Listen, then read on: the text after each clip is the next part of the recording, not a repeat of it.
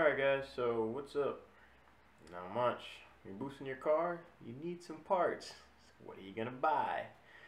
I guess so everybody wants to know, alright, well, I guess we can go over three things. We got our manifold we need to pick up, our turbo, and our wastegate options. Those are all kind of the basic parts to turbo that you're gonna need. First thing, I guess we can start off with our manifold. What type of manifolds are out there for the K20? Only manifolds out there, two. Keep it simple. They're only log manifolds, sidewinder manifolds. That's all you really have to choose from. Or you can make your manifold like I'm doing. But let's just say those are really the only two to pick from. First thing is, everybody always says, why would you buy a log manifold? Oh, those are dumb. Those aren't going to work. Same thing as everybody says, why would you buy an A3? They're the crappiest motors ever. In reality, A3 is not that bad. In reality, the log manifold isn't that bad either. But everybody says it just sucks. So, alright, well, let's see. So, question is, alright, what are you really doing? How much power are you making? 99% of you guys are probably not going to need a sidewinder. But everybody's going to say, but they look good, blah, blah, blah. Okay, cool. Well, let's look at the positives. It's cheap. Log manifolds are cheap. Like, you can, like, why spend 8 times more on a sidewinder? They're cheap. 2, they're going to fit your power goal. How much power are you really making? I've seen a guy make like 520 on a log. Okay. Now, question is, are you really trying to make more than 500? Probably not, because when you get past 500, you're looking into your motor builds. 2, good luck having a transmission that's going to hold more than 500 for more than a couple months.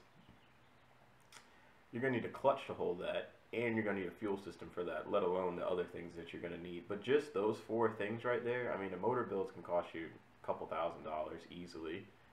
Straight cut gears on a transmission, 6 G's easily. Then finding a clutch that'll hold more than that, 1,000. Injectors, 1,000. So you're looking at 10 G's just in side parts to get you over that. So, and that's not even, you don't even have a turbo kit yet. So that's a lot of money. A lot of people don't realize that, because a lot of people say, well, I'm going to build this, I'm building for the future, I'm building for this. Okay, alright, that's cool, but are you really going to sink 10 G's into a car? Especially just an RSX or something like that? Probably not. So, the log manifold is not that bad. And 2, sidewinders, they're easier to work on, correct, but what do you run into? Boost creep. If you don't know what that is, look it up. But, so, it's like, alright, your log manifold is not going to have any boost creep. Your sidewinder is. Your sidewinder costs 10 times more. The sidewinder is easier to work on, and it looks better. Give you that one. But that's just kind of some insight. I don't want to get too deep in it, but the thing is, if you go with the sidewinder, there's nothing wrong with it. It's just, you might get a little slower spool time, and you might run into some boost creep issues. But other than that, it's really, it really just comes down to, do you want to buy the more expensive one? Now, what am I doing? I'm building a sidewinder because, why? I'm fabricating myself, so I'm not spending any money on it. So you might spend money on it. I'm not. So that's why I'm going with the sidewinder. So 2, it's easier to work on. I'm going to have the motor in it, working on the car, pulling turbo off, working on the car all the time. That's me. So you might just say, I'm just going to send it. I really just want a car that I can drive all the time, not have issues. This car probably will have issues because we're doing the next 2 items that are going to cause our issues. So, that's manifold. Turbo options. I'm not going to go into a million turbo options because there are literally a million turbos you could pick. I will tell you this though. Buy a good brand turbo and get a good size turbo.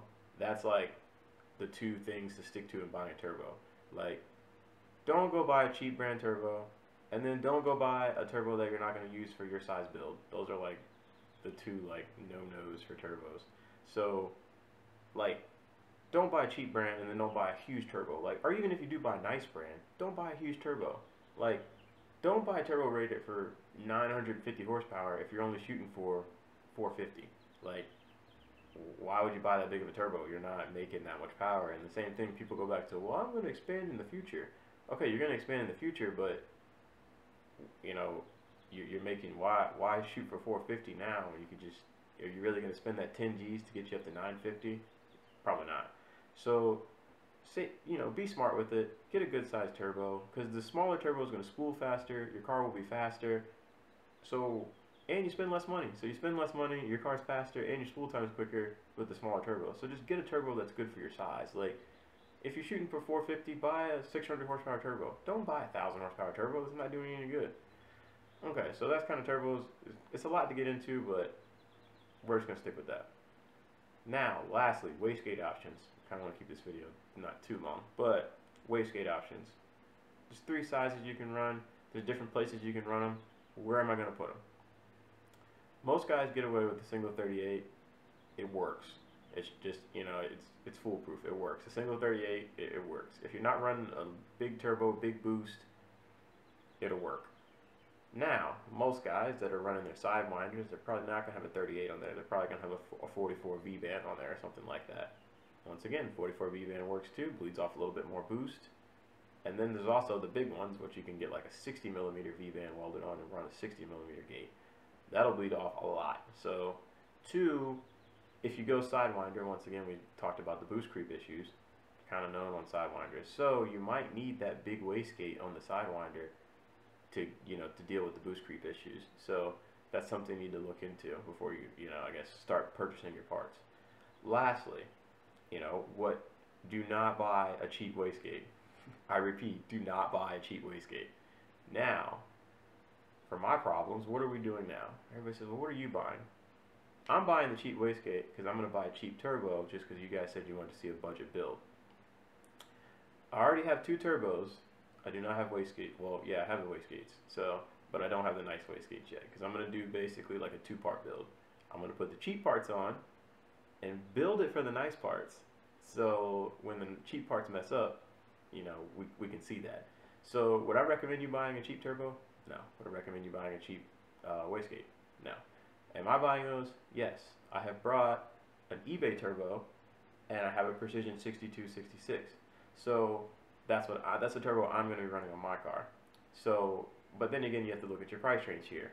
I spent $180 shipped on my eBay GT35R, which we're gonna send it. I'm gonna see how much power it'll make on the eBay turbo. Then I also have a Precision 6266 that cost $1,800 shipped.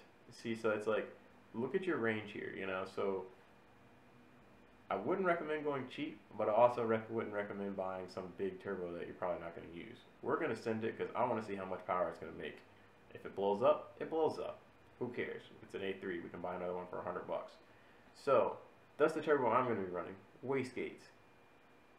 I'm running 2 V-band 44 wastegates. A lot of guys that run sidewinders, they normally run 1, but me, I know we might run into boost creep issues too. I'm building the manifold myself, so I really don't know how it's going to work out on the dyno yet. So I went with 2. So I'm going to be welding 2 V-bands on there for the tiles. Now, I don't have the tiles right now. We're going to try the eBay tiles, the knockoff versions. We're going to try those and send it. So that's kind of what I'm doing for my setup. I'm setting myself up for success. I'm setting myself up to run 244 tiles and a Precision 6266. But right now, I'm not doing that. So I'm building this really nice manifold, but we're just going to strap on the cheap eBay turbo and the cheap wastegates till they mess up. Then we can put the nice stuff back on. Like, I wouldn't build it for an eBay turbo and an eBay wastegate, so then when they mess up, I'm screwed, and then I have to, go make another manifold to fit the nice parts. I'm just kind of doing the video for you guys because you guys said you wanted to see a cheap build. I mean, the eBay turbo's $100. eBay wastegates are $100. So why not? We're gonna send it. So that's what I'm doing on my car, but more to come. Parts are coming in the mail. I ordered a whole bunch of stuff, so next video we'll get parts in the mail. So hopefully this video is not too long. Keep it easy, give you some info on parts, what to buy, what turbo to buy, what manifold to buy, what wastegates to buy. So alright guys, new parts in the mail next. See ya.